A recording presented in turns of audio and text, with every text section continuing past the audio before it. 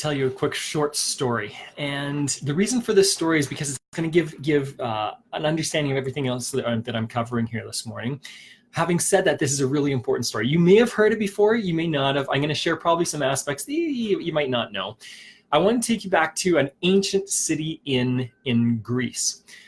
Basically, the start of money and why money came about and what it's all about. And then we're going to talk about how money is more of an idea than anything else. And that is both really disconcerting as well as really encouraging, because you can create it in fascinating ways for business. The other thing that I'm going to talk about is what money is. What is it? It's a tool, and I'm going to talk about that and how to utilize it. People think about risk, think about all these other things. We get so confused about this because there's such competing information online and in our lives every day. So let's go back to Lydia. We're going back to ancient Greece, and people get the idea of, wait a second, it is hard to figure out. They're in a bartering system here, and let's say I'm a shepherd, so I've got all these sheep, and I want to have something else. Maybe I want some materials for my house, and I'm in the middle of a city, or I'm not in the middle of a city, I'm a farmer, right? But I'm maybe on the outskirts of a city. It's difficult to get wood, so I want to trade sheep for wood. Well, what's the price of one sheep? How many pieces of wood is the price of one sheep?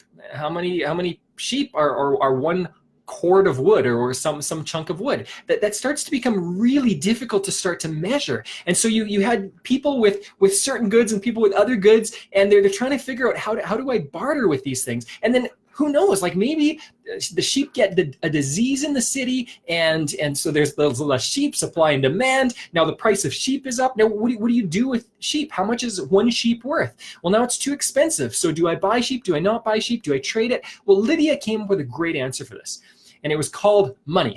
Basically what they did was they would take silver or gold, they'd stamp it with something to show a measurement of what it was worth. So basically, is it an ounce? Is it a pound? Is it a kilo, or whatever it is? And now it was a really easy system to trade. So people can now take a coin or a small amount of gold or silver that had a certain weight wherever you went, and now no matter what a sheep costs, no matter what wood costs, no matter what you need for your life or your home, now it was really easy to get it. Money made a lot of sense, but it led to the first debt and mortgage crisis. So way back when, this is thousands of years ago, in ancient Greece, they had the first debt and mortgage crisis because people figured out right away, well, wait a second, I can hoard this in certain ways. Now there can be debt. So hey, listen, you can owe me. You can take money right now, but you owe me sheep later, or you can owe me money later. And Greece went nuts with this. Because of that, they had the first debt and mortgage crisis, and this is recorded in history. You can read about this, but it's fascinating that how quickly, as soon as money came in, debt came in a really unique way. Debt has always been associated with money, and then it's fascinating as we learn about that, what it means. So here's what I want to talk about. I want to talk about money as an idea. So I mentioned this to somebody, this is maybe about a year ago, and they said, oh, you mean that since we came off the gold standard, money is an idea? No, money's always been an idea. How does silver or gold have any value at all? How does the money, if you take a dollar bill, I don't have any money in my wallet right now because I use credit cards, but if you have some money in your wallet, what gives value to that money? The only reason it has any value whatsoever is because we agree as a group that it has value. If enough of us trust in something, it becomes valuable.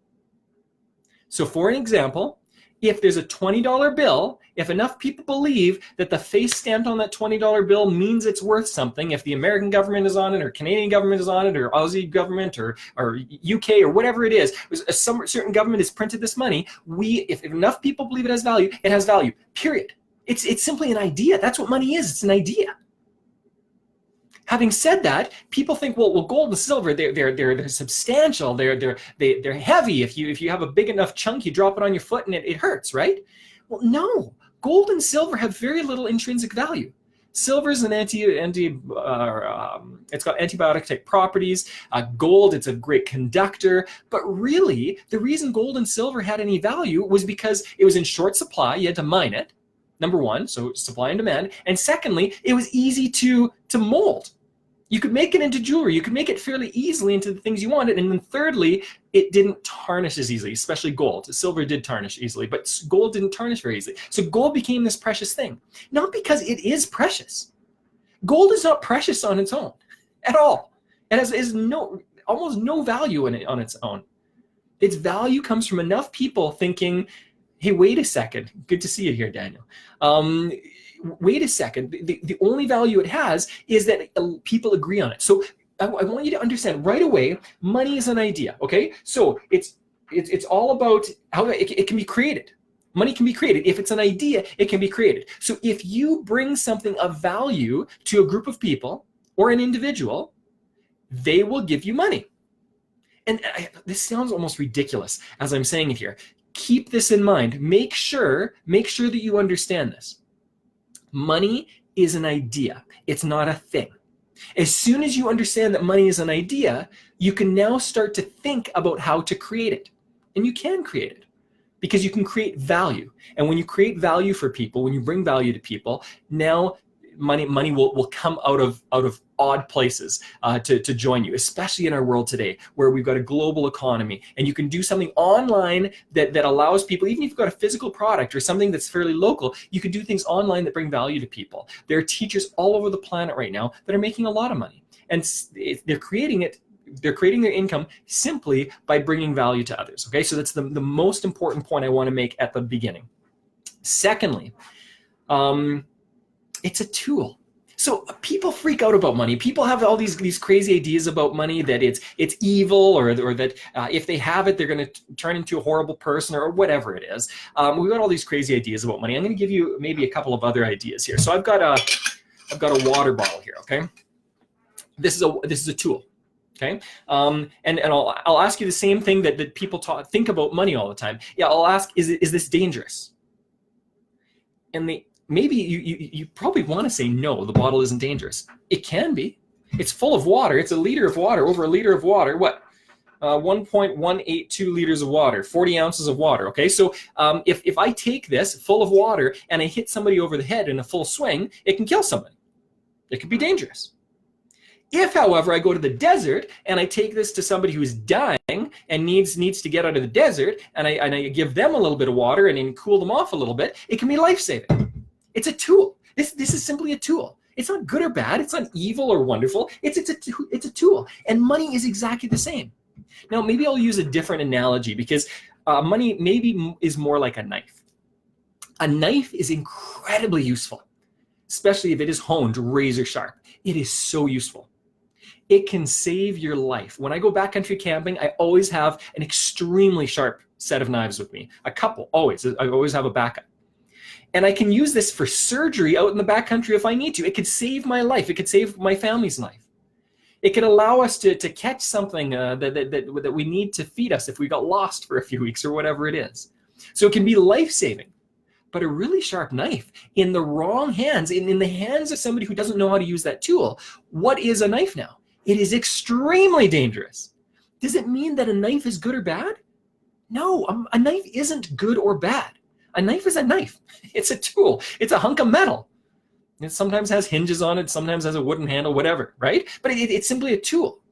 If you understand how to use the tool, it is now something that gives life. It's something that can do amazing things. It's almost magical what a knife can do.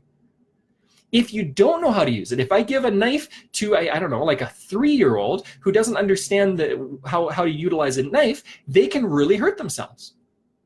But that's true of anything. Think of a stovetop. Is a stovetop dangerous? Well, it depends on our skill level. So here's the question. I'm going to bring it back to money. Is money dangerous? Is money risky? Is making it risky? Is having it risky? Is investing risky? All of these things depend on our skill level. It doesn't depend on the thing itself, because it's just a thing. It's an idea. It depends on our skill level for something. So here's what I want to ask you. How skilled are you at utilizing this tool?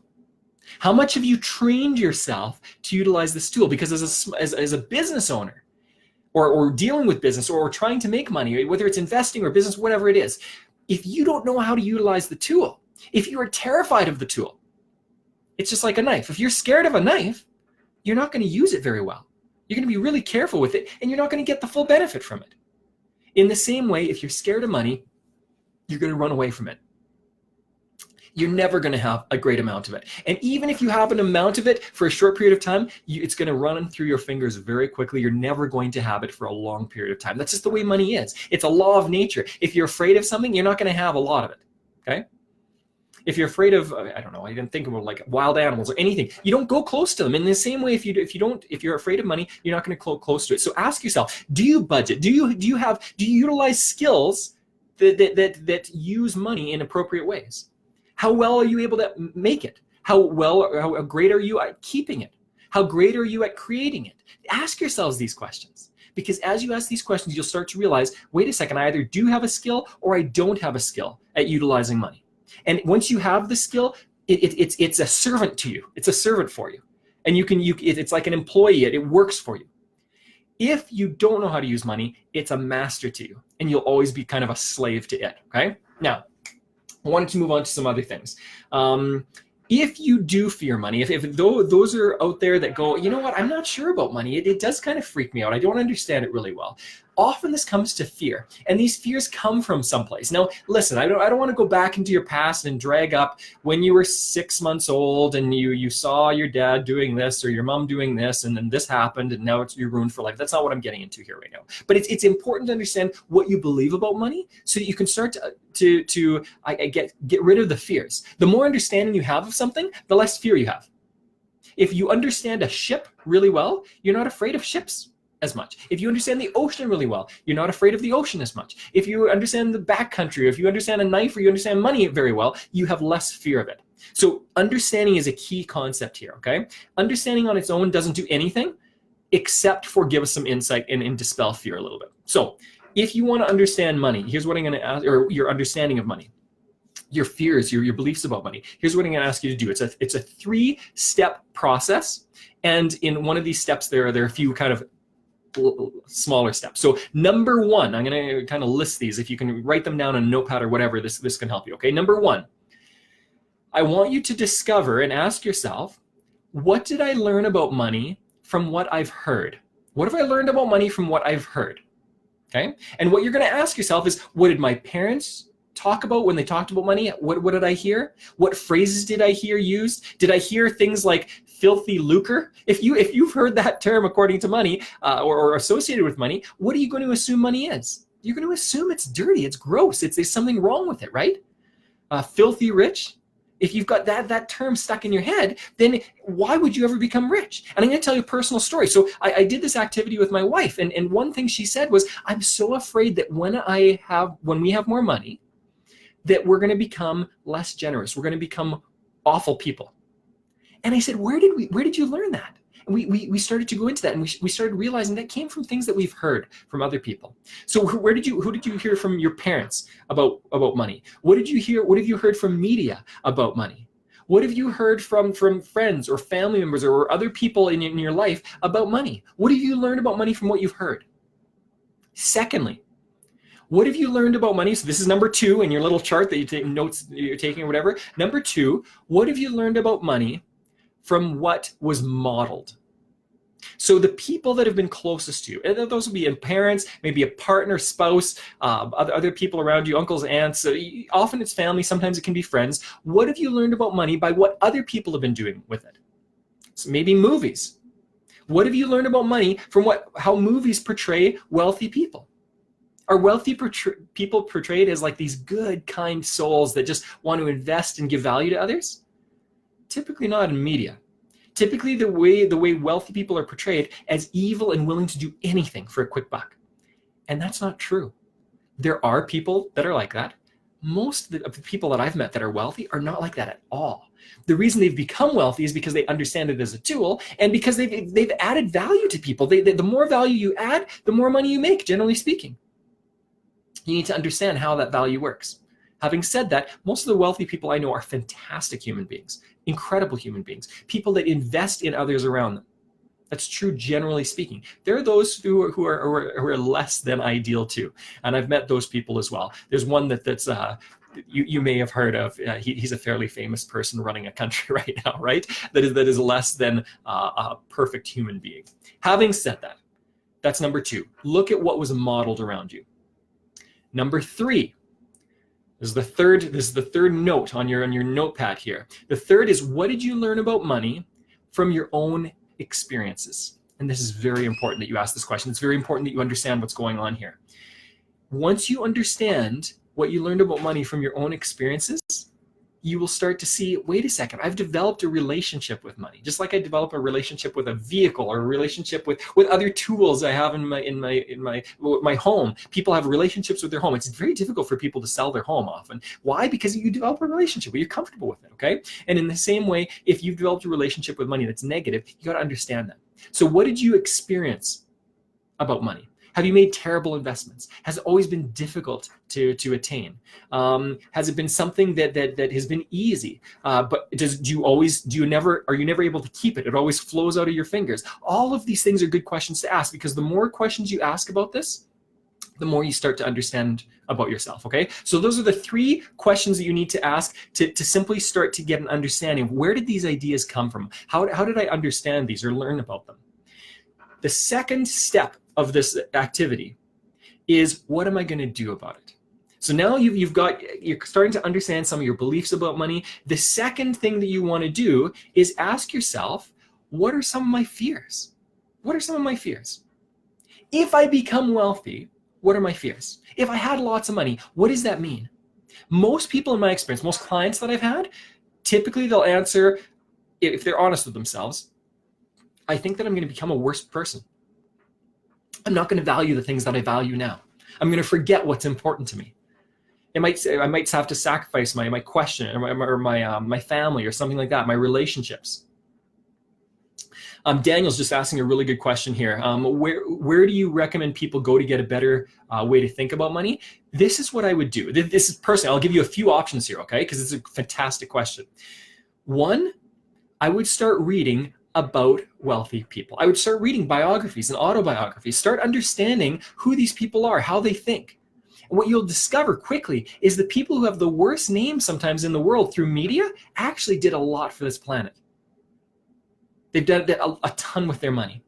And you'll find out that once people become wealthy, and Bill Gates, Warren Buffett, these are good examples of people who've become extremely wealthy, and then what do they do with their money? Well, they start thinking, well, what is the value of simply having lots of it? I need to do something with it. And so they start making the world a better place, and they start putting all their brain power, all this ability to organize people and delegate all these things, they start to put it towards people. So biographies and autobiographies can be fantastic for this, okay? And you can read, I won't give you probably specific examples, but the way I started learning about this, one person that's great to learn about this from is Benjamin Franklin.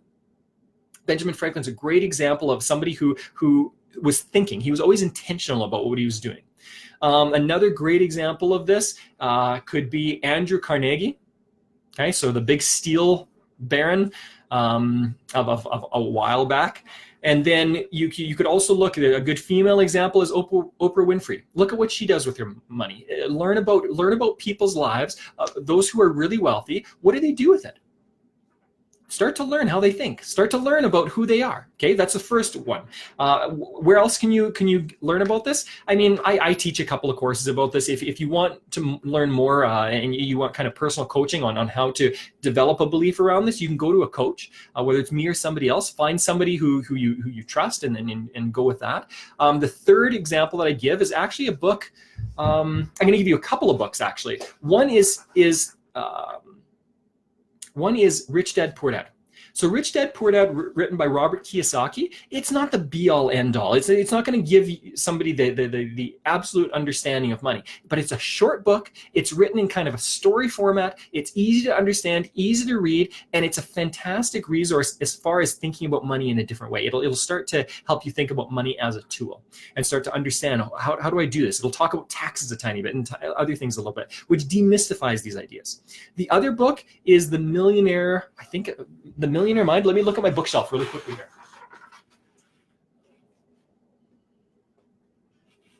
Here, there's a book by T. Harv Eker called Secrets of the Millionaire Mind. This is a book that, again, a fairly easy read, but it goes through a lot of these ideas of how do you understand money, what do you think about money, and how can you start thinking like wealthy people think.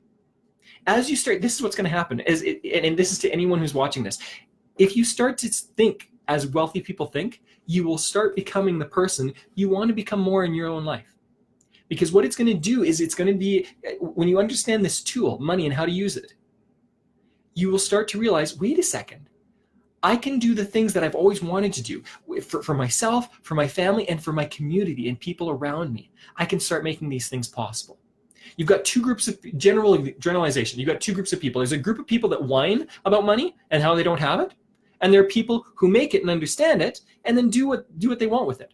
Now, when they do what they want with it, it depends on who you are as a human being. The better the human being you are, the more great things you'll do with your money. It's just the way it is. Okay, so if you're a good person, you care about people, you will spend your money on people. That's a generalization that holds true. Wealthy people are not those who have $100,000 or $200,000 or $300,000 a year. That's not wealth. It feels a little bit rich. And those people don't measure wealth by the people who make $100,000, $200,000, $300,000 a year. Okay, because those people are typically very motivated by the culture around them. I'm not calling them names or anything, but this is just human nature, where we will go, oh, I need to buy the car or buy the house, and that will show that I have money.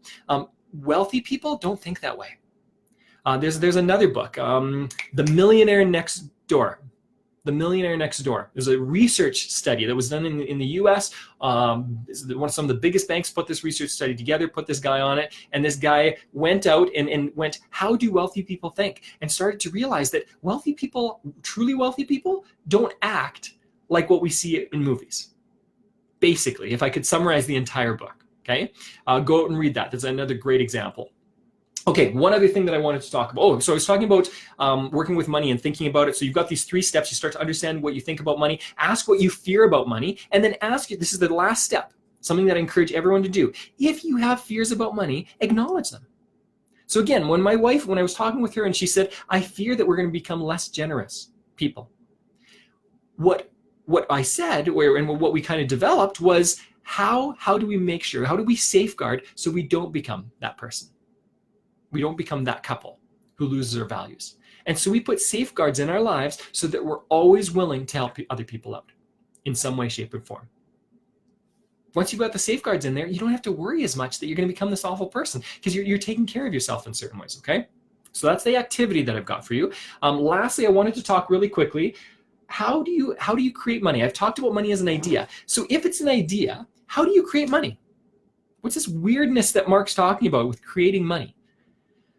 It all comes down to soft skills. Hard skills are the skills that we learn in school. Typically why you're hired as an employee are based on your hard skills. Soft skills are things that we either learn from our parents or from a mentor or a coach or somebody else in our lives. That's usually the only way to learn soft skills.